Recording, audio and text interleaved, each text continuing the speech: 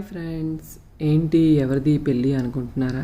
పెళ్ళి కాదండి, మహారాష్ట్రలో జరుగుతున్న శివాజీ మహారాజ్ యొక్క జయంతి సందర్భంగా చూస్తున్నారు కదా.